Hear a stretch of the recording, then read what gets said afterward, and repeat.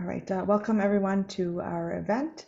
I would like to first start off with a land acknowledgement before we proceed. I wish to acknowledge the lands on which the University of Toronto operates. For thousands of years, Toronto has been the traditional land of the Huron-Wendat, the Seneca, the Mississaugas of the Credit. And today, this meeting place is still home to many Indigenous peoples from across Turtle Island, and I'm grateful to have the opportunity to work on this land. Personally, for myself, I acknowledge that these lands have been stolen from its caretakers, and I acknowledge my own role as a settler in continuing the legacy of colonial violence and genocide. I also acknowledge that for some racialized non-Indigenous peoples, coming to Turtle Island was not a choice. All right, so again, welcome to today's event, Youth, Faith and Gentrification, Multimedia Exploration into Toronto's Regent Park. My name is MiCA, and I am the archivist for the Muslims in Canada Archives at the Institute of Islamic Studies at the University of Toronto. MiCA is a collaborative and participatory initiative at the Institute for Islamic Studies. MiCA provides a platform for the missing Muslim voices in Canada. And since this past summer, MiCA has been hosting a series of webinars called the Community Collaboration Series, where we use our platform to share community memory and public history style initiatives. And as I'll explain in a few minutes, hosting this event sort of fit perfectly with the mandate of the series and the goals for the series. So we'll begin today with some introductions. I'll introduce our wonderful guest today, Professor Aditi Mehta. I'll also be very briefly, I also already talked about the Muslims in Canada Archive, but then we'll move on and I'll pass things off to Professor Mehta, who has a presentation lined up for you all. Then from there, we'll have a Q&A section, and we'll end off with just some contact info that we'd like to share with you all. Okay, to get us started, I'd like to again introduce our wonderful speaker, Professor Aditi Mehta.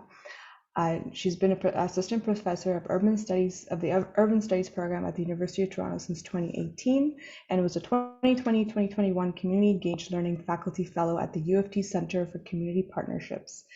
Aditi designs courses and research projects in collaboration with community partners for the purpose of social change, and through pedagogy reflects on the process of knowledge production. Her research critically examines discrimination, inequality, resource divestment, and media bias against marginalized urban communities, and identifies promising new social and technological infrastructure that can help address these disparities. Her research process emphasizes participatory action research to ensure that affected communities are not mere subjects of academic research, but rather are co-creators of public knowledge. She was recently awarded the Social Science and Humanities Research Council Partnership Engagement Grant for her participatory action research course, in which U of T students and youth members of the nonprofit Focus Media Arts collaborated to conduct research about how young religious and racial minorities in Regent Park have reimagined and repurposed city infrastructures to support their communities. Aditi completed her PhD at MIT in the Department of Urban Studies and Planning, where she was awarded the department's most outstanding dissertation prize for her investigation of the politics of community media and post-disaster cities. Aditi was also awarded the Institute's highest public service award for co-designing and co-publishing about MIT's first course Inside Prison. Thank you so much, Professor, for joining us today.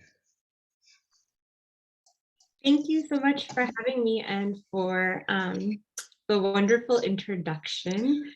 Should I share my screen and get started? Yes, I've taken up a lot of time already, so I will pass this off to you. I just have to stop sharing here. Okay. I think you should be able to share, and then we will get started. Perfect. Are you seeing? You're seeing the slides. You're supposed to be seeing correct. We're seeing your presenter view, I think it's called. You're seeing presenter view. So you're seeing my notes? Yes, your notes too, yes. Oh no. How do we switch that? Ah, hold Swap on. display, maybe swap displays. Oh, now, yeah, now we see just the slides. Now you're seeing just the slides. Yes. Okay, hold on. But for some reason now I can't see my slides. Oh, Hold on, let me try this again. okay, no problem. One sec.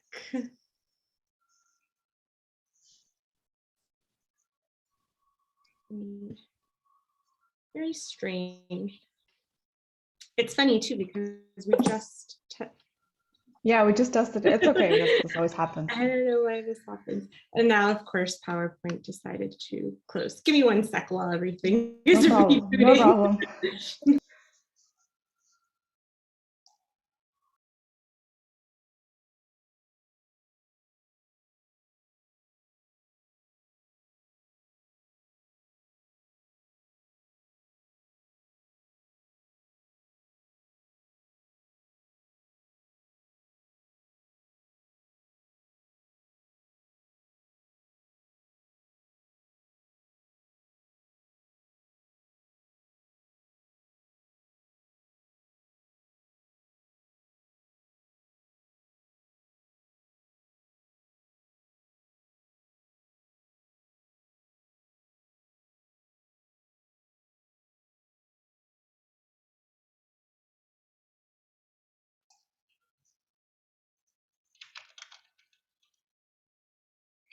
Oh, you're muted it.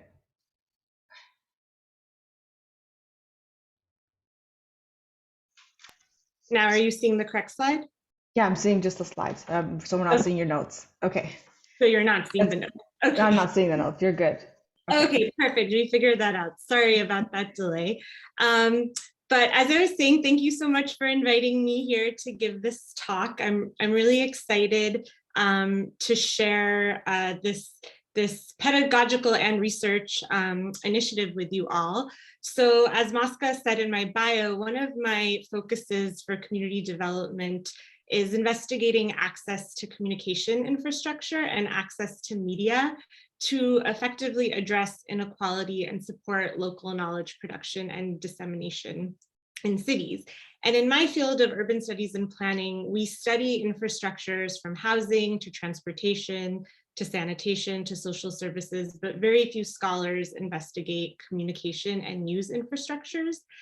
And the outcomes of urban planning are evaluated through these ideals of procedural justice, so the process, or distributive justice, who gets what, but neither of these perspectives critically examine how individuals form and obtain knowledge to make sense of their environments in the first place. So this is why I'm interested in local media infrastructures. So to that end, this presentation is about an undergraduate course that I designed. It's called Youth Arts and Engagement in the City, which I taught at the University of Toronto in 2019 and 2020. And I partnered with the community media nonprofit, which is now known as Focus Media Arts. They just recently changed their name. They were formerly Regent Park Focus, and they're located in the neighborhood of Regent Park. And I believe that bringing together university students and Regent Park residents creates a unique environment for learning about our social world. And often in universities, entrenched social norms and established institutional structures silence different types of knowledge. So this pedagogical and research initiative aims to shake that paradigm. So I'm going to talk about a lot of different things today, so I figured I'd just give you a roadmap of where we're going. So first, I'm going to give you a very brief history of Regent Park to situate the course and the initiative, and then I'll talk a little bit about the organization that the class collaborated with, Focus Media Arts, and tell you a little bit about their history as well and how we collaborated.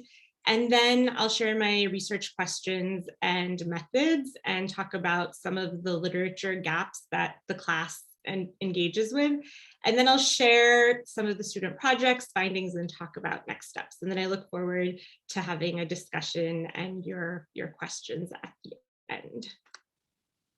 So Regent Park is a neighborhood in the city of Toronto's downtown east, and it's currently the site of Canada's largest public housing revitalization project. And I'm sure many of you have been there, have heard or read about Regent Park in the news. And the neighborhood is bounded by Gerrard Street East to the north, River Street to the east, Shooter Street to the south, and Parliament Street to the west.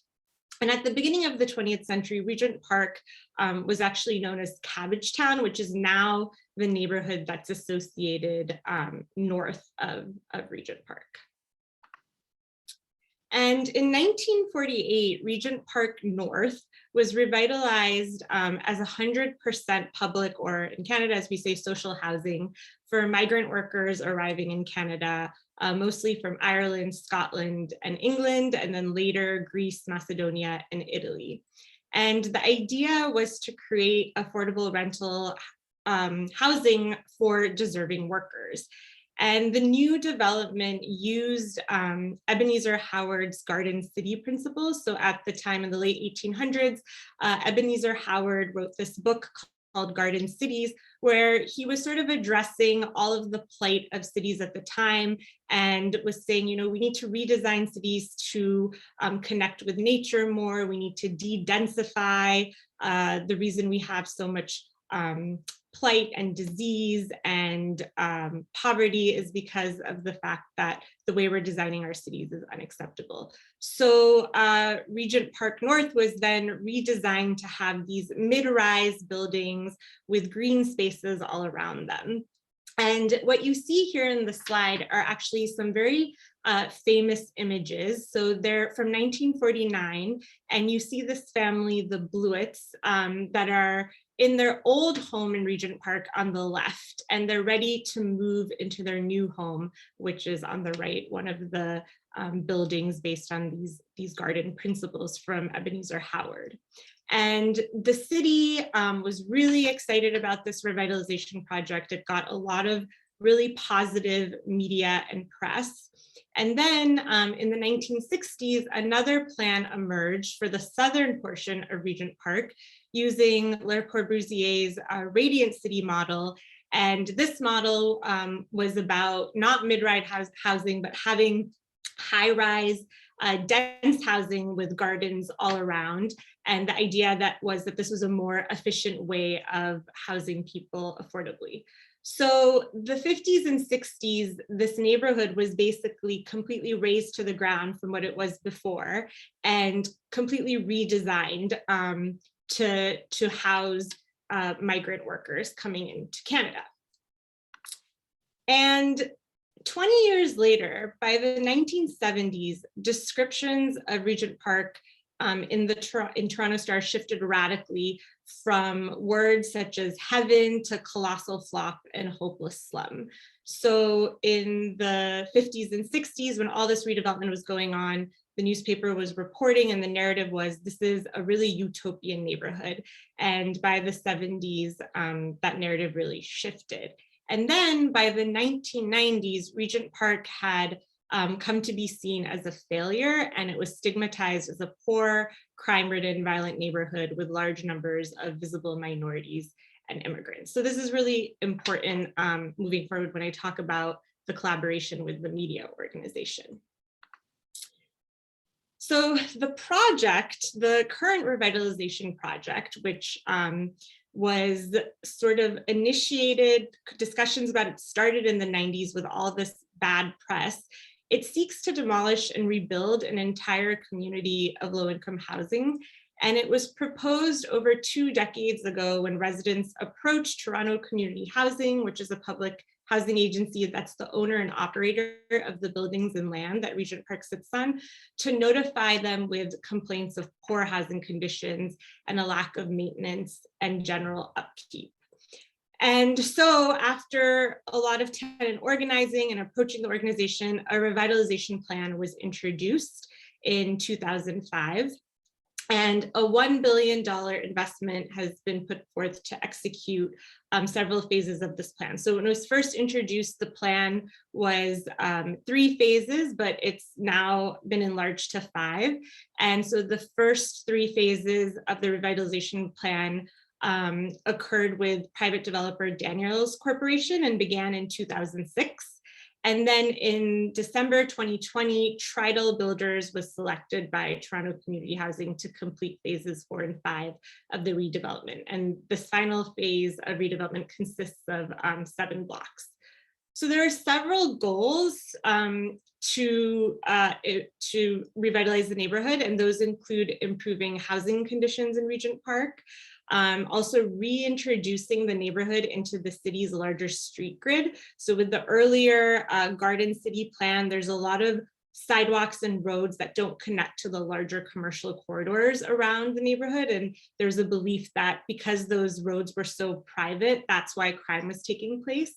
And then, of course, the deconcentration of poverty through the implementation of a social mix urban renewal strategy. And this strategy was really borrowed from the United States that in the 90s started these projects called Hope 6 projects, where they were going into all social housing neighborhoods and de-densifying them and making them mixed income.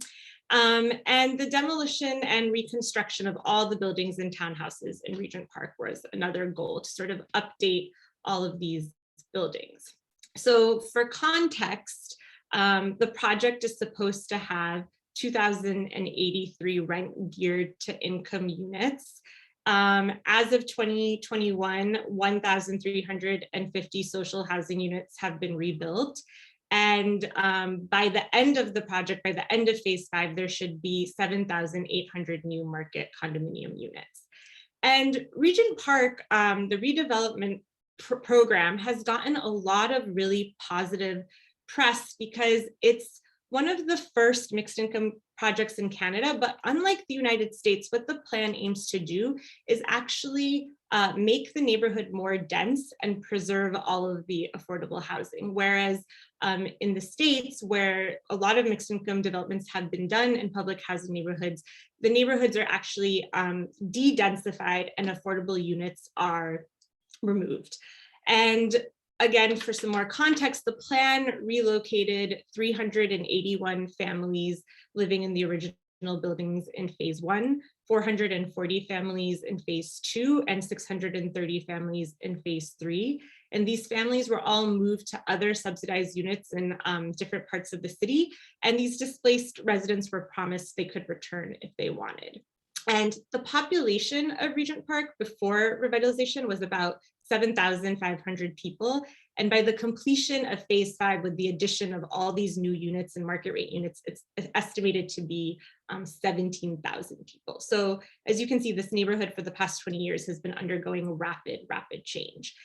And the other important information you should know about the neighborhood is that it looks very different than it did in the 50s and 60s in terms of demographics. Now, 50% of the residents from Regent Park, North and South housing, are first-generation immigrants. And as of 2016, most of these immigrants came from predominantly Muslim countries in South Asia and African countries. So here's some other images to sort of situate you in Regent Park. So this is an image taken a few years ago of the neighborhood, and you can see what the new developments in housing look like on the left, and then what the old housing looks like on the right. And then this is just a map to show you sort of how development has been going in different phases. And right now, the areas in 4 and 5, it's 7 blocks. That's what's under construction right now. But 1, 2, and 3 have all been completed. And you can tell by the circles, the orange circles, if it's subsidized housing or if it's market rate housing. And one of the things that's happened in the past 20 years is that this development project has gotten a lot of local and international media praise. And I already sort of talked about why this is the case, because it's one of the first mixed income revitalization development projects in Canada. And also it's very novel in that it's making a neighborhood more dense and preserving all of the affordable housing. So, you have the Toronto Star reporting things like 5 ways Regent Park's revitalization is a game changer. And it talks about the awesome amenities, the developers adding the unlocked grid, commercial comeback, housing mix, full integration. And then you have international outlets like the New York Times or the Guardian talking about how, in Toronto, a neighborhood in despair transforms into a model of inclusion. So there's a lot of sort of praise and excitement in the media about this redevelopment. So that then brings me to our collaboration. So I moved to Toronto in 2018, and I was really interested in learning more about the development in Regent Park. Before I became an urban studies scholar, I actually worked in the affordable housing industry in the States. And I was also really interested in understanding the problem of negative press about the neighborhood. So I came to learn about the organization Regent Park Focus, which, as I said, is now Focus Media Arts. And it's an organization that has historically fought against what they label as neighborhoodism, which they define as prejudice against certain neighborhoods that are perceived to be low income and occupied by a concentration of racial minorities. And neighborhoodism, they claim, is especially prevalent in the mainstream media. And for example, in the 1990s, when the organization was founded, community members reported that as a result of negative press, their addresses were a handicap when searching for employment. And additionally, young people from the neighborhood felt humiliated by the reactions of outsiders and their peers to their place of residence. So with the constant reporting about drugs, the press only helped cement harmful stereotypes about the area. So Regent Park Focus was formed at that time, and what they first did is they mobilized residents in the area to sign petitions to confront this media bias, and took it upon themselves to educate reporters about the real Regent Park and tell stories of community assets. In addition to these mobilization efforts, Regent Park Focus also joined community groups in Toronto's Jane and Finch, Parkdale, and Warden Woods neighborhoods to create a network that worked to develop strategies to combat negative reporting of their neighborhoods. And it was the network that actually came up with this concept of neighborhoodism. And they call themselves the Communities Against Neighborhoodism Coalition. And over time, Regent Park Focus then started building video production, radio and music recording studios, and they started teaching residents in the area how to create their own media. And they have a really robust set of programs that have changed over the years. And then as of 2005, they've also sort of tasked themselves with chronicling the resident perspective of the Regent Park redevelopment. So I learned about this organization and I contacted the executive director, and I pitched to him that we design a university course in which University of Toronto students and youth members of Regent Park Focus envision and co-produce their own media projects on the topics of revitalization and gentrification in Regent Park from the youth perspective. And I was very lucky that the executive director, Adonis Huggins, really loved the idea. And so we worked together to design this course. And specifically, we collaborated with a program at Regent Park Focus called the Diva Girls. And the Diva Girls trains young Muslim women between the ages of 13 to 18 how to produce their own media about their neighborhood. And our class took place every Monday evening in the nonprofit space, where the Diva Girls and the U of T students would learn about the neighborhood together and then design these research media projects. So before the class started, I went to Regent Park Focus a number of times, and I went to meet the Diva Girls and learn more about their program and about their lives in the neighborhood. And something that really struck me and was really fascinating was many of those women wear hijabs. And one of the sessions I went to, the women were talking about how powerful they felt in their hijabs, and that when they walked around Regent Park, they felt like they got a lot of respect because they were wearing their hijab. And I found this really interesting because when I was researching Regent Park and reading in the media about it and reading existing scholarship about it, very, very few of these articles, almost none of these articles actually discuss the Muslim identity of the neighborhood. So when I designed the course the first time, what I wanted to do was focus on the role that faith played, religion and faith played in the lives of these young residents in the neighborhood.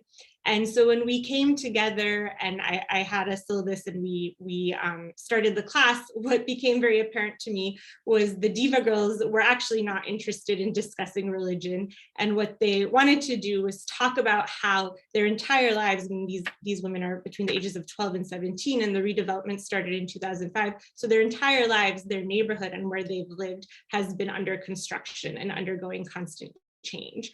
And so because this was a collaborative effort, we changed the syllabus on a whim, and then we focused the first iteration of the class in 2019 on change, neighborhood change, and gentrification. And the final projects from that course then pointed to the importance that faith played in these women's lives. So then the second iteration of the class in 2020 then focused more on the role of faith and religion in the class.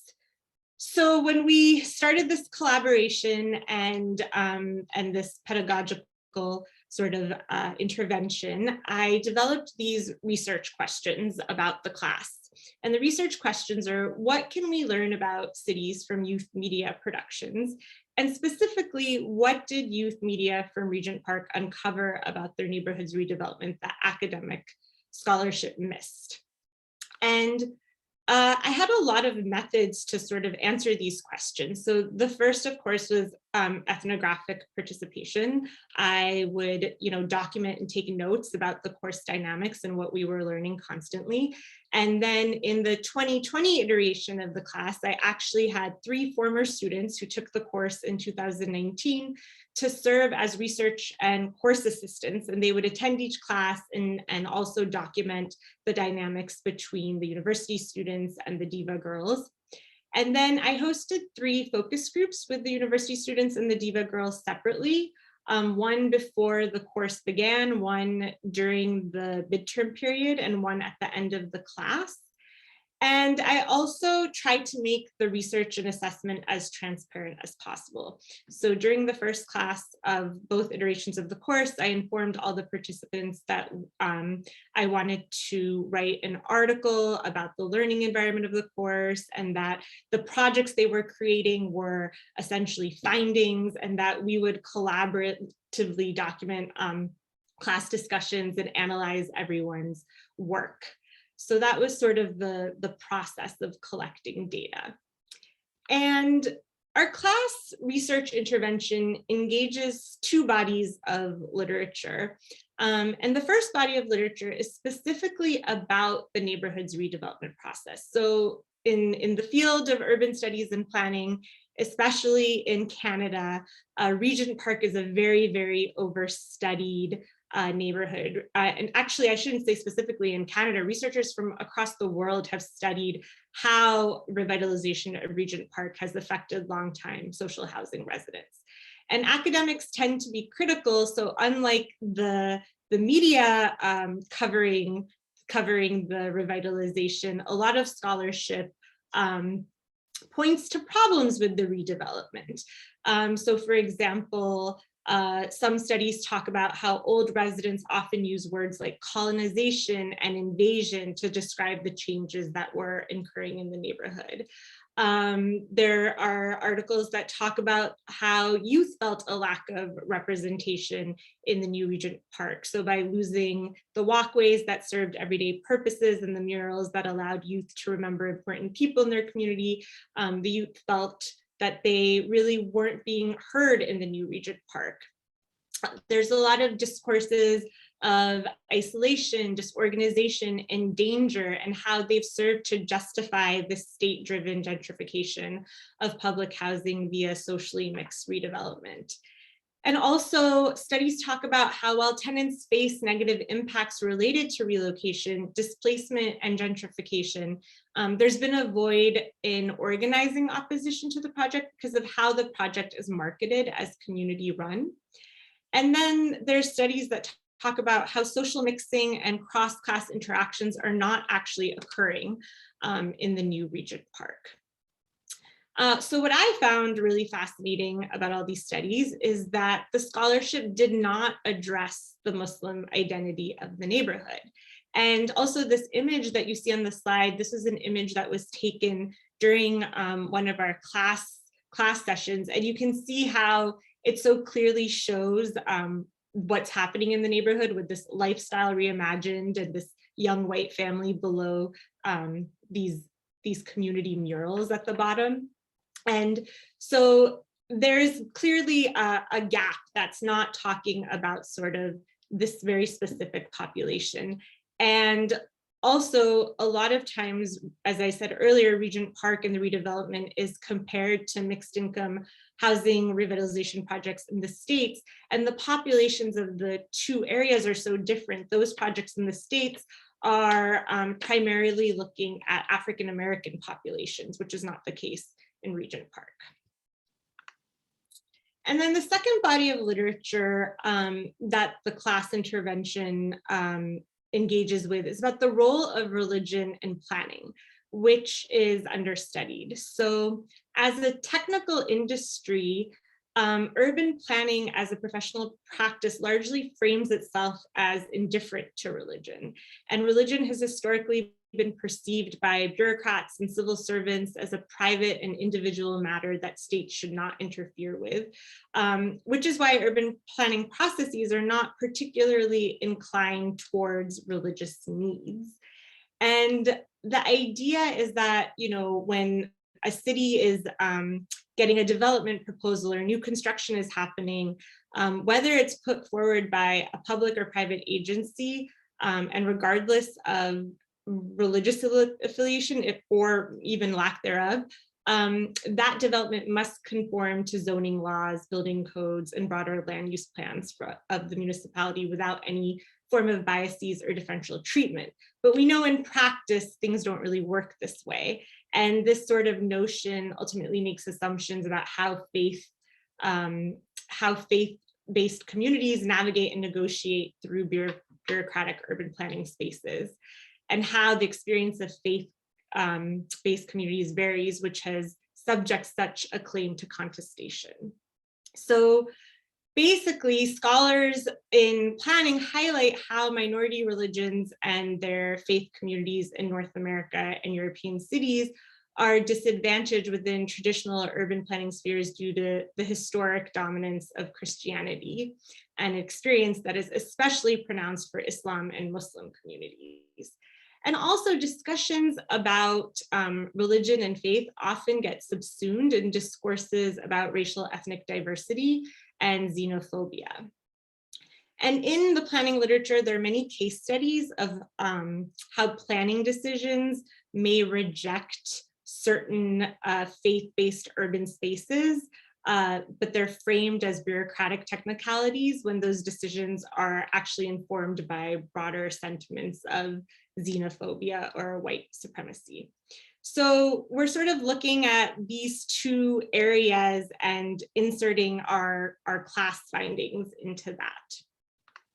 And then lastly, I want to talk a little bit more about sort of the philosophy or pedagogy of the class.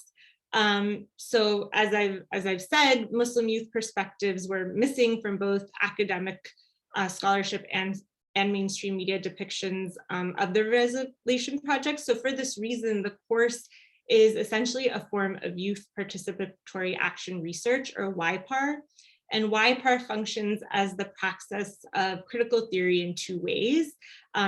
First, it emphasizes action, and the action in youth participatory action research reminds us that research is not the end goal. We need to act upon our findings. So students needed to think about who the audience was for their products and also come up with a distribution plan. And the media production also allowed the two groups of students to come together and amplify the knowledge and voice of the Diva girls. So with that, I'm going to talk to you a little bit about the class projects. So in 2019, the theme of the course, or the research questions, were sort of centered around this idea of who is this revitalization really for? So one of the class projects was a zine that was documenting subversive art and memorabilia of a rapidly changing neighborhood. And in this zine, there was a really poignant essay written by one of the Diva girls about how the developments had different colored doors. Some of the structures had blue doors and some of the structures had brown doors. And those different colored doors signified which units were affordable and which units were market rate. And she talked about how that was really degrading. Another project is a satirical infomercial that exposes how inaccessible the neighborhood's new public amenities are to longtime social housing residents. So for example, Daniels Corporation built a state-of-the-art aquatic center in the neighborhood as a community benefit. This was talked about in a lot of the press coverage, that now Regent Park has this beautiful community amenity. But the aquatic center didn't take into account that many of the young Muslim women didn't feel comfortable actually swimming there. And also a lot of the Diva girls talked about how there was always a wait list, and that people from other neighborhoods were coming into the community and taking all the classes there. Another project was an interactive timeline that embeds the life story of one Regent Park youth resident into the history of the redevelopment. And this allowed students to compare and contrast the different narratives between a single person's lived experience, the media, documentaries, and academic scholarship, and highlight inconsistencies. So these were really, really fascinating projects. And then, as I said, so much of the findings from this project were about the role that faith played in the Diva girls' life. So then by 2020, the theme of the projects was, what is the role of faith in our neighborhood? And many of the same Diva girls that participated in the 2019 course also participated in the 2020 course. And these are some of the projects that came out of that iteration of the class. So there was a video project that contextualizes what it means to be a young Muslim woman from Regent Park in the broader narrative of Islamophobia in Toronto. And I'll actually share that video with you momentarily. And another group created a story map that traces the history and transformation of religious institutions in Regent Park. And through this story map, the student actually uncovered that many mosques that used to be located in the basement of the old Regent Park buildings were now displaced and searching for a new home. And some were sharing spaces with other commercial and religious spaces. And then another group created a visual guidebook that captured the coexistence of religious institutions in Regent Park. So they found that actually many minority religious institutions actually would share the same space. And at some part of the day, it would be a temple. Another part of the day, it would be a synagogue or a masjid or something like that. And they created a guidebook sort of showing and outlining that. So these were all narratives about the neighborhood and the redevelopment that had not been uncovered yet. And also another word about the 2020 class, this class started in person, and halfway through, that's when the pandemic first hit. So we had to quickly move online, which at that time was really challenging, coordinating between university students and high school students and having them create these media projects online, but they were amazing. And I'm going to share the video project with you so you sort of get a taste of the types of things that were coming out of the course. So I'll play this for you now.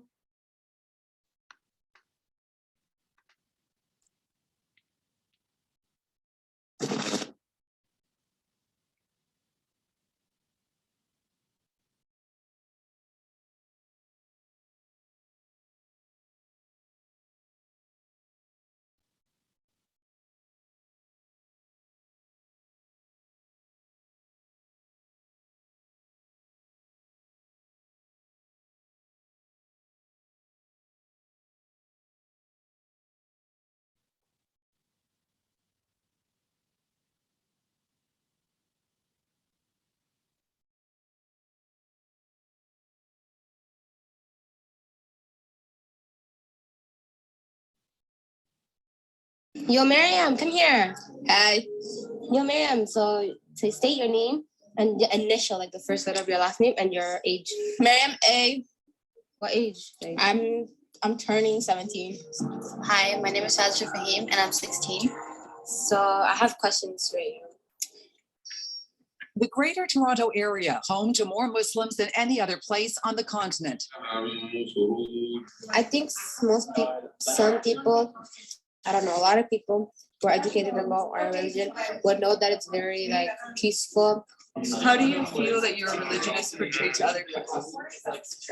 Different. Some people look at it like they don't like it, and then some people say, "Oh, this is actually good." Like after they like learn about it more, they'll be like, "Oh, okay, it's actually good." But like a lot of like people like kind of think, "Oh, like Islam is like it's not that good," you know.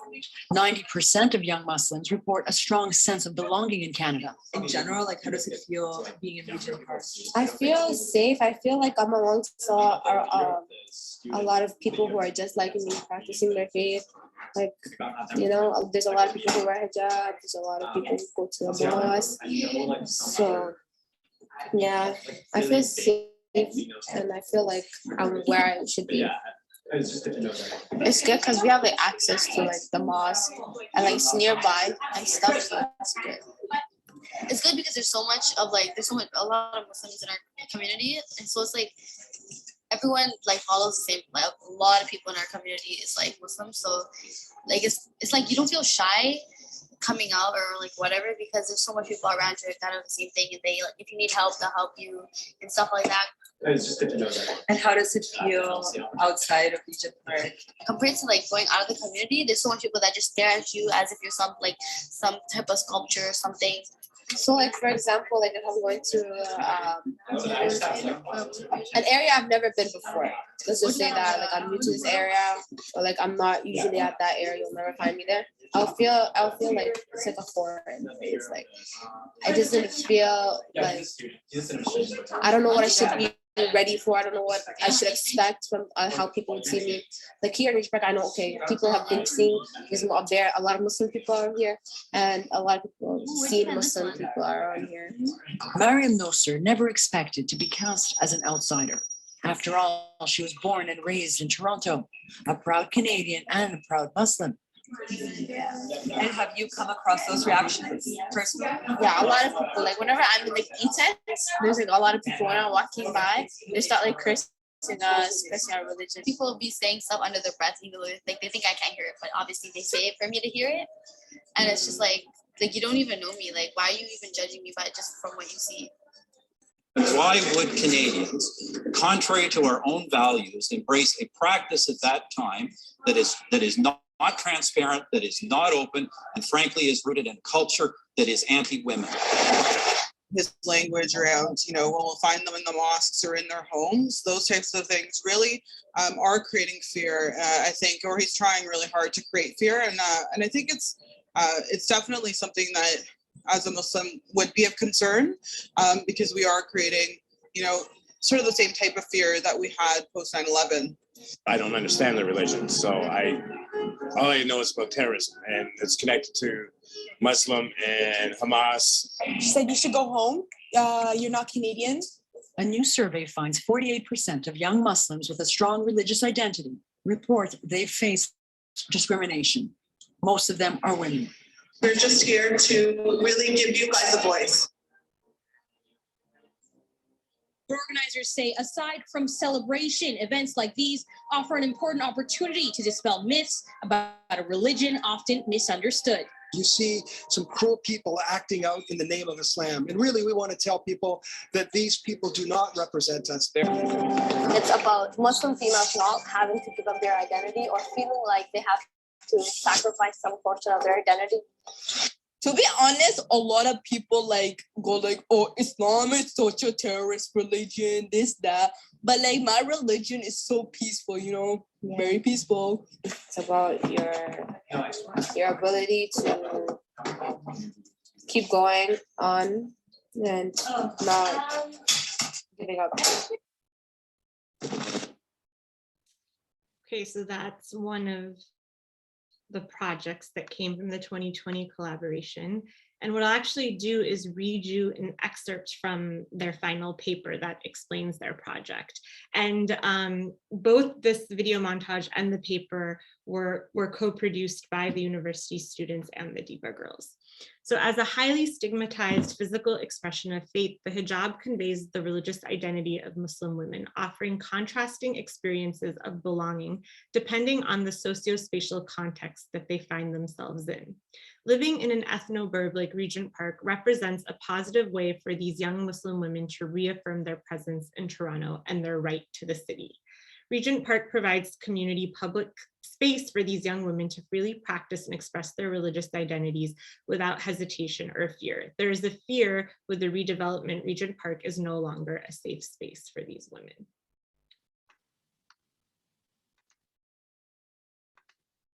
So I'm just going to return to the research questions I talked about. So when we started this whole collaboration and initiative, we asked, what can we learn about cities from youth media productions? And specifically, what did youth media from Regent Park uncover about their neighborhood's redevelopment that academic scholarship missed? So the projects already sort of pointed to so many things that were uncovered, but some findings that I've come up with, and this is a project in progress, is first that the co-production of media allowed the class to openly talk about religion and faith and how it needs to be better incorporated into planning processes. So in the first iteration of the class, as I said, that wasn't something that was of interest to the participants. And even in the second iteration, it was hard to start talking about these topics or issues around religion and faith. But once people started delving into creating and making media, those conversations became a lot easier and a lot of insights came from the projects. And also the informal amateur aspect of media production disrupted class relations and allowed knowledge sharing to occur. So the fact that the students were using tools that they use in their everyday lives, like Instagram or TikTok or their iPhones to create these projects, sort of leveled the playing field and allowed the two groups of students to exchange knowledge and really respect one another and meet each other on each other's terms. And then another interesting finding is that the use of satire, many of the projects had elements of humor, and the use of satire allowed students to juxtapose official discourse with local bodies of knowledge and to reveal the gap between them.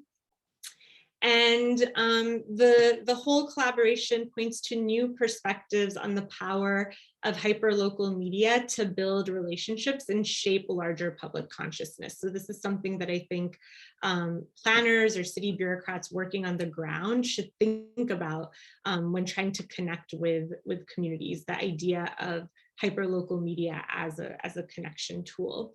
And I just want to point out this meme that's on the slide that the students created about the course.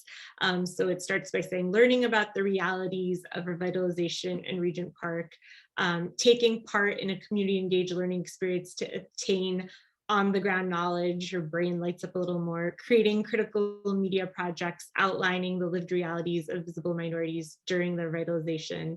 And then by the end, presenting your critical media projects to the CEO of the Daniels Corporation, where the brain explodes. And actually the goal of the class in both iterations was to have a public exhibition of these projects and invite not just the students and people in their networks and communities, but also people in power, city officials, the developer. And so in 2019, we were able to do that. And the president of Daniels Corporation did attend the exhibition, which was both exciting and I think nerve-wracking for the students, but really important that they could share their insights and be heard. And then in 2020, unfortunately, because of the pandemic, that aspect of the class was canceled. So next steps with the class now are, it's been on hiatus since 2020, just because the pandemic has made everything so hard, and we thought it would be better to do the class in person. So we're now planning to restart in fall of 2022, and hopefully the pandemic cooperates. And even if we're online, we're going to do it online. And I recently collaborated with a history professor, Professor Mishler, and we received a SHIRK grant to support this initiative. And some of the questions that the third iteration of the class might focus on are related to the pandemic. So do the experiences of local residents align with media portrayals of the pandemic in the community? How did the influenza outbreak of 1918 affect residents of Cabbagetown, the community where the Regent Park Public Housing Complex was eventually built? And how do newspaper accounts of Cabbagetown from the early 20th century compare with media accounts of COVID-19 in Regent Park? And are there any examples of local residents developing counter narratives of disease, illness, and community health that answer the stereotypical portrayals of mass media? And what's the role of faith-based organizations during the pandemic in the neighborhood? So these are just some ideas, but what's important to note is that this concept of neighborhoodism that the nonprofit coined, it's reemerged as an important issue during COVID-19, where communities of color and populations are often criminalized for having higher rates of the disease. And robust empirical data shows that COVID-19 has produced divergent health outcomes for wealthier white and poorer non-white residents of East Downtown Toronto. So with that, I will stop talking. I think it's been about 45 minutes. If you're interested in these projects, they're really, really great. Please visit our course site and check them out. And students also documented their whole process of creating them. So we have a really robust blog, and I look forward to your questions and the discussion. Thanks very much. Great. Thank you so much, Professor Mehta, for that wonderful, wonderful presentation. I mean, obviously, I had a chance to look at the website and learned a lot about the project and the initiative through that. But this was so much more in depth, and I love everything that I learned today, honestly. I'm just going to, sorry, before I do that, I'm just going to share my screen. Wait, this always happens. Okay. Right, so we are going to start with the Q&A now. Let's see as I can. But so what we'll do is I had a few questions myself that I was hoping to ask first, and then we'll get to the, oh, I just lost. Sorry, I just lost. Oh, there it is.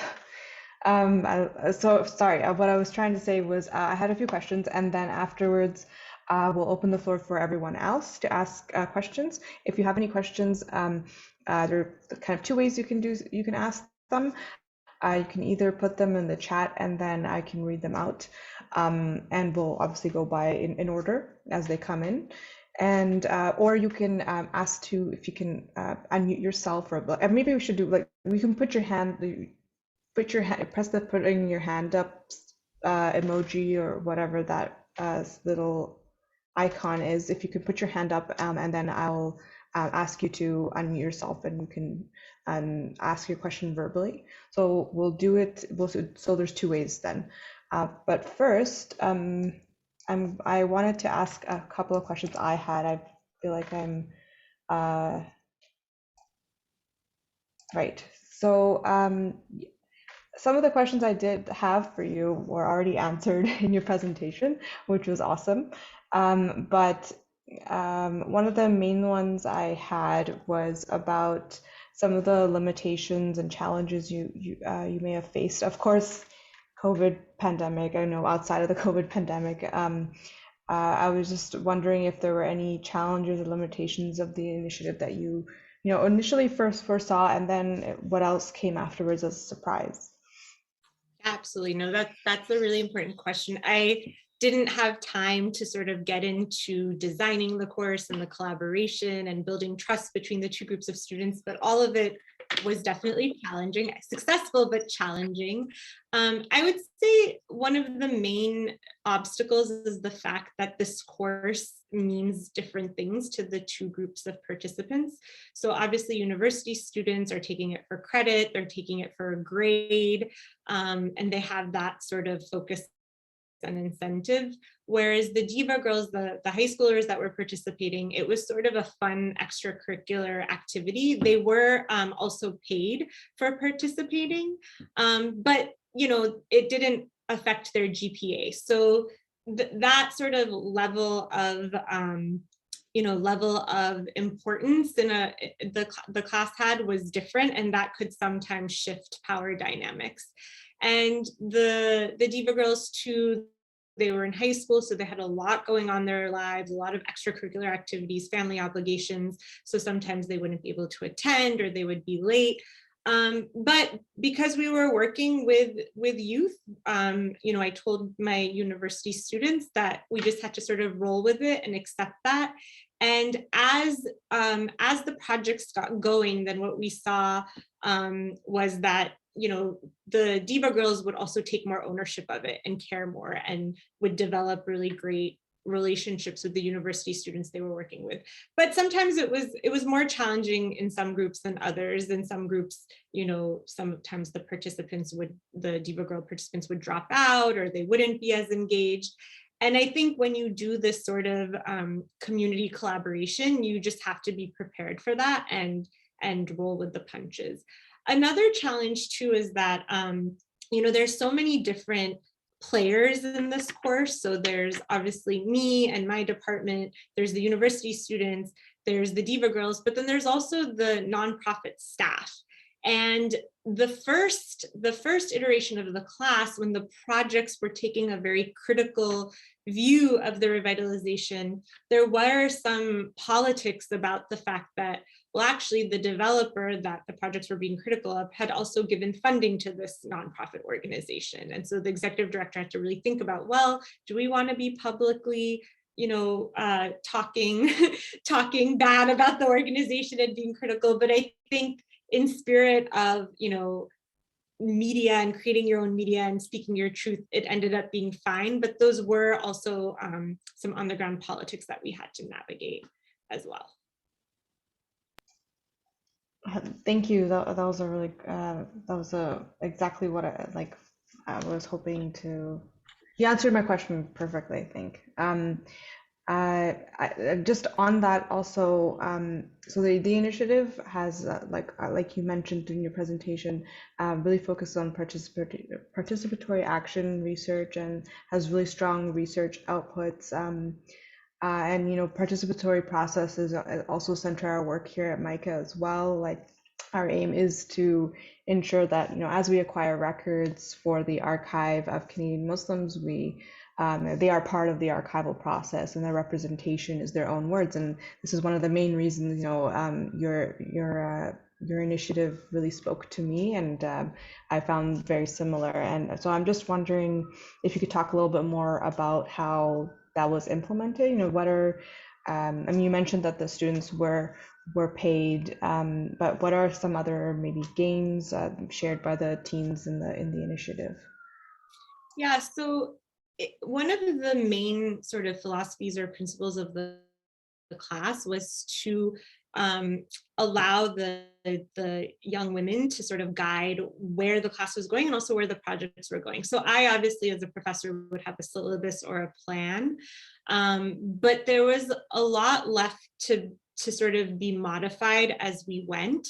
And so very early on, for both iterations of the class, what I would do is I would have the university students come up with lists of research questions that they were interested in exploring through media. And then I would have the Diva girls come up with lists as well. And then we would try to almost like code or categorize those questions and find similarities. But often the questions were similar, they just came from different vantage points. So it worked out well. And that's how also the groups were formed around the projects. And then in the projects, as much as possible, I would, sort of say that allow the Diva girl participant in your group to sort of lead the process. Obviously, in practice, that's more difficult than it seems for some of the challenges that I discussed. But, as a class, we really try to elevate those voices and give respect to lived experience. And we had a lot of classes where we would we would sort of create the environment where the Diva Girls would be leading. So in both classes, we would have the Diva Girls give the university students and me like a tour of the neighborhood from their perspective. So then they're in charge. They're showing us what's important to take note of, the spaces that are important to them. We would ask them to sometimes facilitate or share something about their life. We really focused a lot on creating activities that allowed for relationship building and leveling the playing field so those voices could be elevated.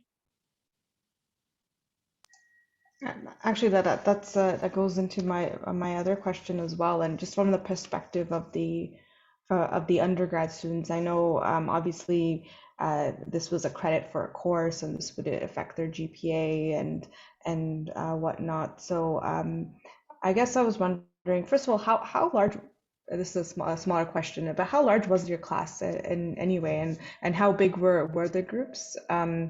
And from there, I guess my main question was, what was, how were the students, did the pairings with the groups always work out? I know you did mention that sometimes, like, what was the relationship building basically between the two groups like? Yeah, absolutely. And I should have actually mentioned the size of the class and the group. So thank you for bringing that up. So the class, I think the first year we had about 10 university students, and then maybe like 7 or 8 Diva Girls, and then it was similar numbers the second year. So it was about 50-50, but always we would have a few less Diva Girls. And then the groups ranged from groups of 3 to 4. And each group, we tried to make it so that each group had at least 2 Diva Girls, but sometimes it didn't work out because someone would drop out or the numbers were odd, and there might just be 1. So that was sort of the structure. And then there was a lot of time given in the class to just relationship building, especially, the last few sessions. Students were on their own to work with their Diva Girl and come up with their project and implement the project. And I think just having that open space allowed relationships to build. After the first iteration of the class, there was feedback. I was given feedback that sometimes we need a little bit more structure to help that relationship build. It took a little too long. By the end, I think people felt like they had solid relationships, but the class is only 12 weeks, so they wanted it to happen sooner. So then in the second iteration, there was more intentionality of facilitating almost like icebreaker workshops or playing games, or doing small group activities, even if it wasn't the group you're doing a project with, so people could really get to know each other and feel comfortable. And actually, there is somebody here, a participant here, who is in the course in 2019, and then also worked with me as a research assistant 2020. So I'm really sorry to pick on you, Nikki, but if you are there and you want to say anything about the dynamics or how it worked from your perspective, that would be awesome. Can everyone hear me? We can hear you. We can hear you. Thank you. Thanks for calling on me, Aditi, but sorry, Nikki. I know, that's great. I'm happy to be here. I would say in the first year, it was a little bit difficult trying to navigate those relations, especially considering the dynamic between students who had, like Aditi was saying, had to do this project for a grade, and then the high school students who were just coming in like it was just an extracurricular activity. But I would say towards the end of that term, everyone had pretty solid relationships with the girls in the group. I think some of the groups, even when the project completed, had like met up and had ice cream and things like that. So I would say in that regard, things worked out positively in the end. I'm not sure I can speak too much on the second iteration, but from my observations being in class a couple of times, the engagement between students and Regent Park focus girls in terms of icebreakers was pretty even, and everyone seemed to be enjoying themselves. So I would say overall, the personal and social dynamics were pretty positive. But yeah. Thanks, Nikki. I would say the biggest challenge in the second iteration of the class, which is really unfortunate, was the pandemic. So we lost a couple of participants after moving online, which is understandable. And, you know, as Nikki said, the relationships really solidify, you know, in the last half of the class when you're on the ground working on your projects. But when that all becomes like mediated by technology, it's a bit harder. But there were some really, I mean, really powerful projects and successful groups like the one that I showed you. Thank you, Nikki, so much for just being so cooperative since just answering a question like that for us. And I think I'm just watching and just trying to make sure that we're here. We have enough time for everyone else's questions. So I will kind of stop my own. I had a couple more, but that's fine. So if anybody has any questions, the floor is open to everyone else. And so again, if you would like to ask a question and not verbally, if you can write it in the chat and I will read it out. Otherwise, if you don't mind just raising the hand function, just to raise your hand, I will call on you and you can unmute yourself and speak. Oh, awesome. First question. Yes, please go ahead, Mehta. Hi, everyone. My name is Mehta. I'm a graduate student in the planning program, and this is literally my research topic. And I'm so glad to have come to this talk, Aditi. It was amazing. I wondered if any of the Diva girls that you guys had partnered up with, if they had shared their lived experiences perhaps with the displacement as a result of the revitalization project, or if they had discussed. I know they might not even have a memory or recollection of it because they were so young, but I don't know if any of them had spoken to that experience. Yeah, that's a really great question. So most of the participants in the class were living in the neighborhood, and they were people either living in the older units that hadn't been rebuilt yet, or they were able to transition to a new unit without having to go outside of the neighborhood. There was one Diva girl who didn't live in Regent Park.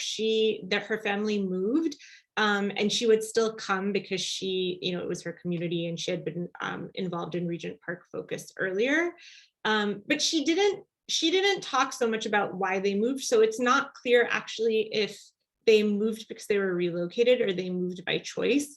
But she was the only participant of like the 14 girls throughout the 2 years that didn't actually live there.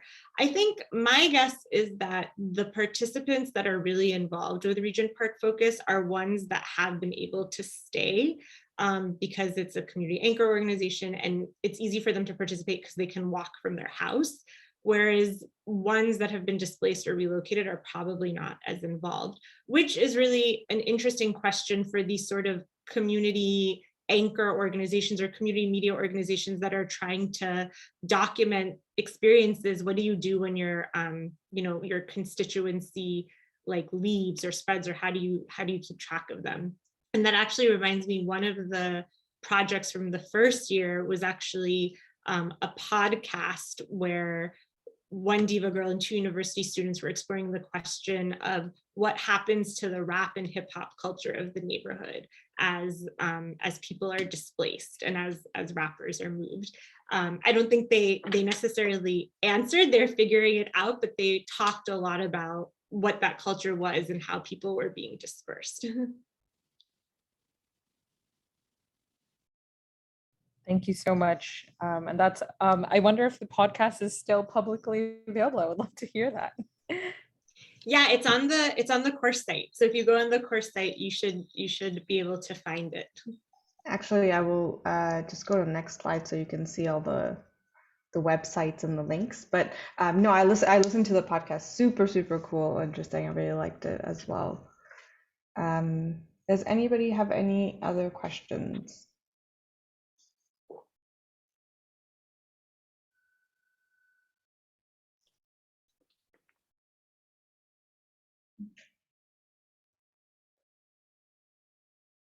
Well, it doesn't look like, I don't see any other questions, but if you have any please go ahead and raise your hand, like I said, or you can add it into the chat. I do have my own, so I did want to ask. You did mention that the class will be continuing in the fall. I'm just wondering. I mean, it is a long ways away, so I don't expect that you'd have a whole syllabus or anything ready by now. But do you have any idea of how these projects will possibly look like if we're still under, if the pandemic's still raging and we can't do anything in person? And do you have any ideas of it? I can see how frustrating it probably is to, especially when occasionally we're in person and occasionally we're not in person, and we're in lockdowns, we're not lockdowns. So I'm just wondering how that might look like in the future. Yeah, no, it's a really good question and something I'm grappling with myself. So I designed the courses each year collaboratively with the executive director of the organization, Adonis Huggins. So we just started talking about the fall. And one thing we discussed was that perhaps if we do have to be online, or there is this issue of maybe being hybrid or whatever, that maybe we work with like an older cohort of people, because it might be too hard with high school students. And Regent Park Focus does have a community journalism program where they're training sort of young adults, or I guess they college age students to be community journalists. So that age group is a bit older. So we might work with an older group of students, and then it would be that participants from both sides are the same age. They're just working towards different things. So that is one thing we're thinking about. And then also, as I said, I think it's really important that the next iteration of the class somehow incorporate stories about the pandemic. So that's something that we definitely want to build into the syllabus. And because this is an ongoing collaborative partnership that I hope continues for years and years, and each iteration of the class is supposed to improve on the last iteration, the website, the course site, and all of the projects and all of the students' papers and blogs of their projects also serve as course material, so that this is an initiative that's like building upon itself.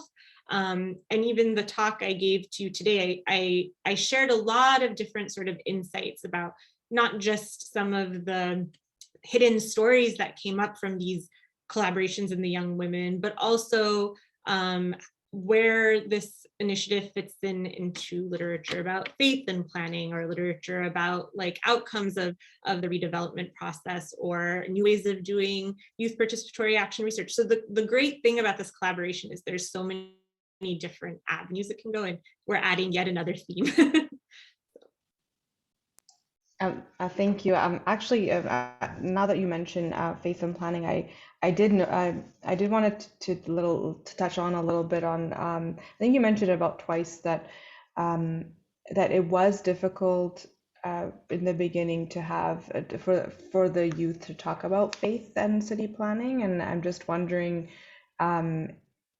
why you think that could be, or how that was overcome over time, or I just found that very interesting.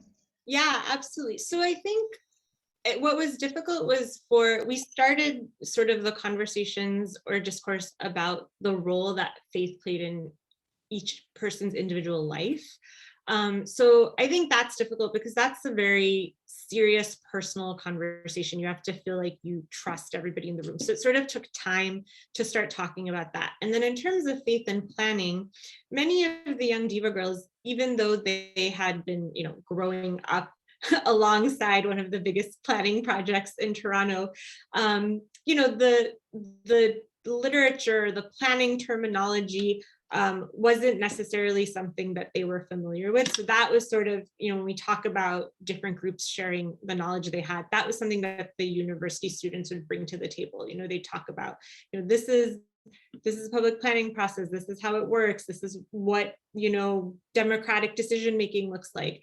And so I think it took time for both groups of students to get on the same page about their projects and their lived experience. And then once that trust was built, then also have these like more personal discussions about the role and meaning of faith in one's individual life, and then bring that back to sort of the broader context of Regent Park or one's neighborhood or a community or, you know, larger society.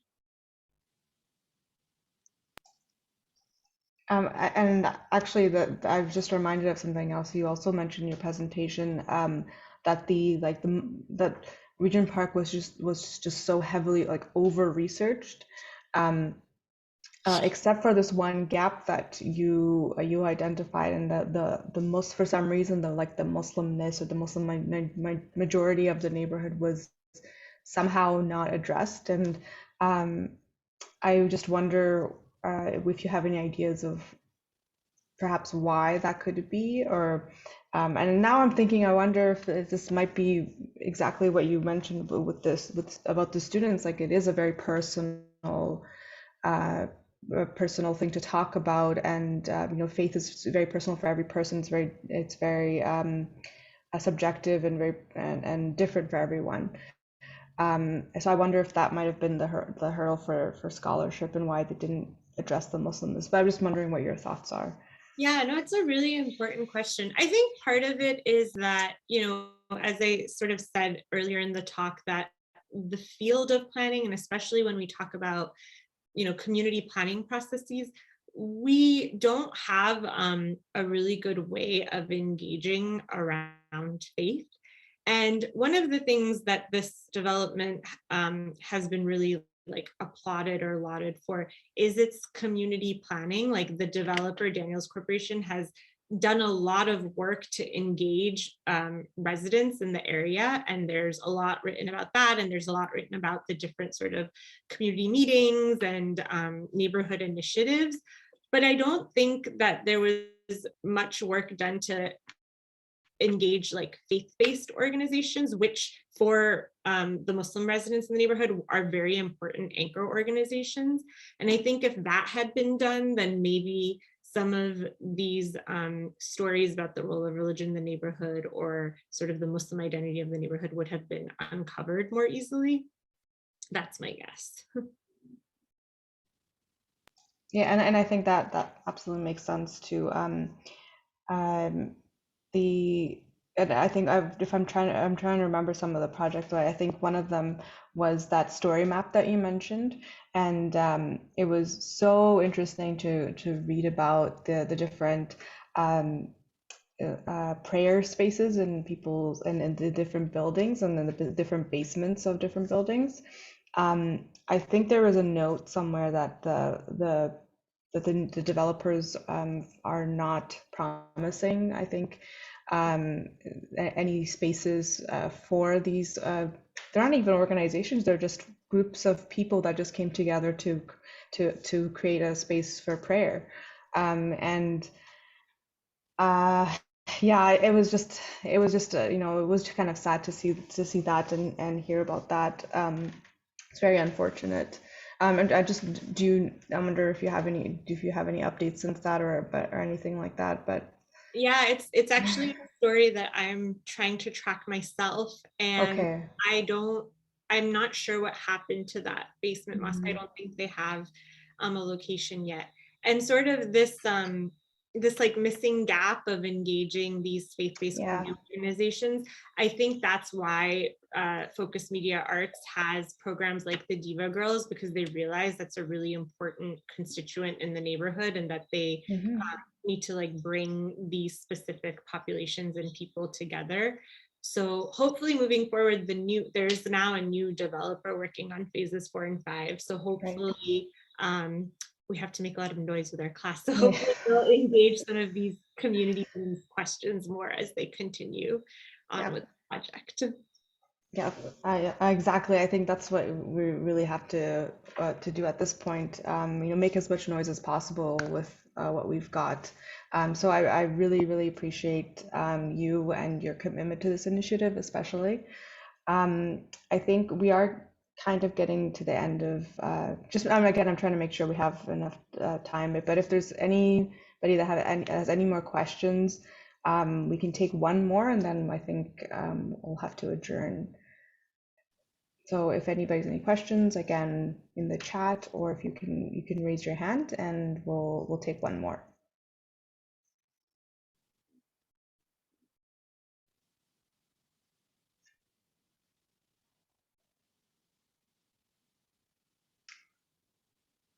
Okay, well, seeing none, I think this is a good part. This is a good point to end off. Like I mentioned earlier, just on the screen is just all of our contact info. We have our emails and also the project's own website as well on there. Yes, so thank you again, Professor, for joining us today. It was so wonderful to hear about the project, and good luck for in the future as well. Yes, and I'm seeing a lot of thank yous in the chat as well. So I wish you all the best, best for the project. I'm going to definitely keep tabs on it myself. Yeah. And obviously your organization, as you said it, like we're very aligned in what we're doing. Yeah, so absolutely. continue talking. Absolutely, yeah, exactly. Thank you to your the questions that we did get. And I think, oh yeah, and I did want to mention as well that because this was recorded, we will be posting this video on our YouTube channel, which is it's on, well, we don't have a link on it here, but you can easily find our YouTube channel through the Institute's website as well. So thank you everyone for joining us today. Thank you again, Professor Mehta. I think I will just stop the recording for now. Thank you so much for having me.